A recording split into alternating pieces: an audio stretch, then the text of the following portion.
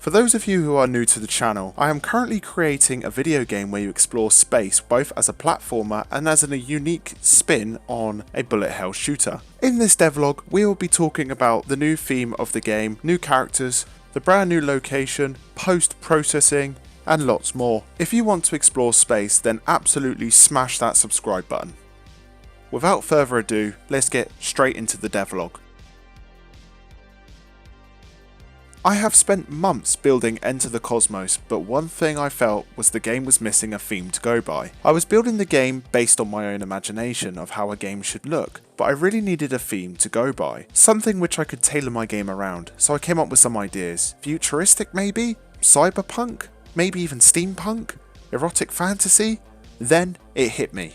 The 80s. Sci-fi space was huge in the 80s. E.T. was released, arcades was in their prime. This was the best theme I could think of. I rewatched Stranger Things to get lots of reference points, I researched everything to do with the 80s, and I literally became obsessed with the 80s. My day-to-day life ended up becoming the 80s as well.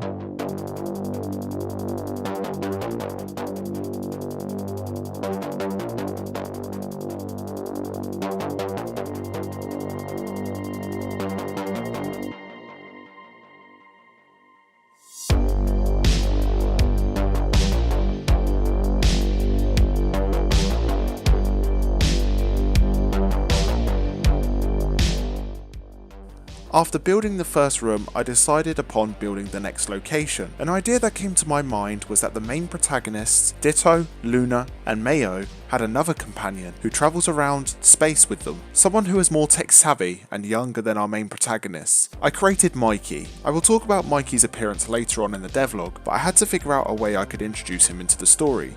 I could not just be like,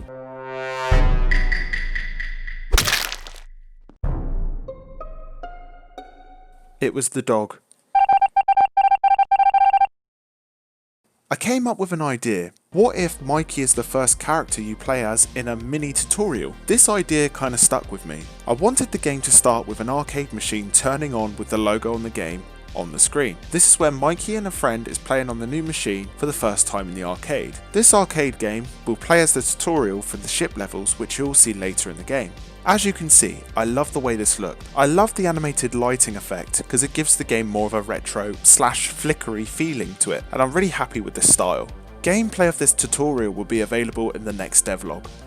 Quick fun fact, the ship's colours are the same colours used in the original Pacman colour palette. Another fun fact, the ships designed were copied from my original Pixel Space ship designs.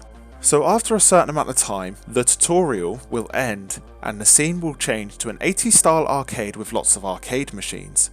It will also include a small restaurant and plenty of neon lights. I started blocking out the entire arcade to get ideas for measurements, and then I started to begin building the arcade machines. The first machine I ended up creating was the main Enter the Cosmos machine. Dark purple was the primary colour of this machine to try and indicate the mystery element of space. Is it me, or is this machine looking kinda...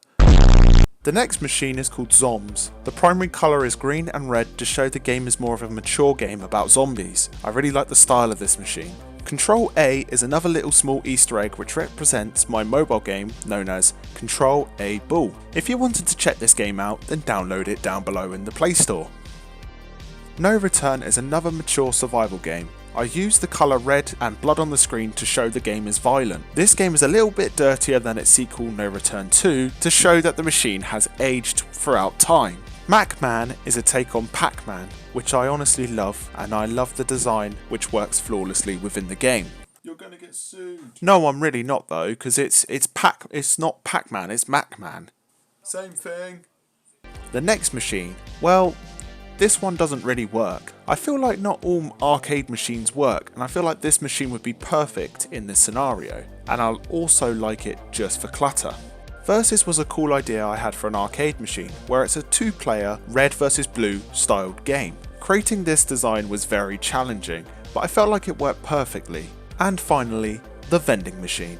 This machine went through the most iterations. It was originally meant to look like a traditional vending machine in the 80s, but I made some designs up and came up with the idea of shaping the Coke can to make it look like it's exploding into space. I'm in love with this design, and it was not until I explored post-processing effects when the machine actually looked even better. I placed down all of the arcade machines into the scene and proceeded to add more clutter such as windows, food all over the place. Then it was perfect time to experiment with the lighting. I wanted the arcade to feel more like the 80s, so I added more neon lights to make the scene look more eye-catchy, and then continued to add more clutter. As mentioned earlier, I created Mikey. Mikey will be a part of the main cast on the adventure into space. Mikey is introduced right at the start of the game with his friend Johnny. Both characters wear black leather biker gear, which is appropriate for the time zone. Mikey has long hair and black ripped jeans, whereas Johnny is fairer skin with grey cargo pants and much shorter hair. Both friends will be wearing similar clothes to show off how they are united as brothers. There is another character in the game known as Mario. He is an Italian plumber, chef. Mario's job is to create pizzas for the arcade. The character is only a background character, but in the future you might be able to interact with him and help him save the princess.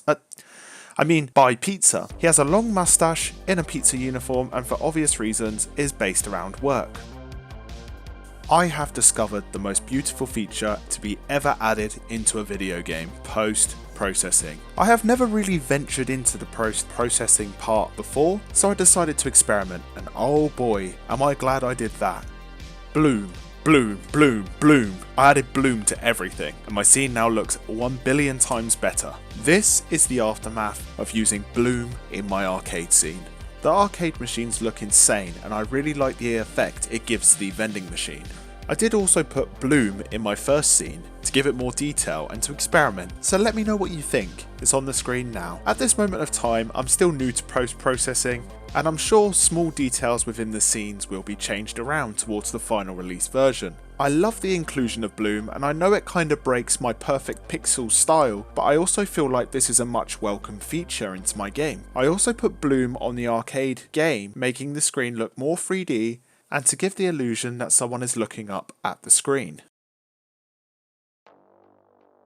This video has been much longer than any previous devlog I have ever worked on, but we are not finished. I have one last thing to show you. The thing I have spent months working on is in this scene. Ladies and gentlemen, I present to you the lift.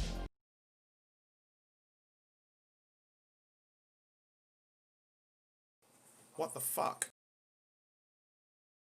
I cannot believe for 1 second we are at the end of this video, and the fact I've made another devlog after months of nothing. If you liked the video, then don't forget to show your support by liking, commenting and subscribing. I respond to every comment, and I would love to hear what you guys think of this video. I am back with the weekly videos, maybe pushing 2 weeks, but I am back. And it feels so good to be editing videos and making video games again. I've moved into a new house, I have loads of new ideas, and the future looks good for the channel.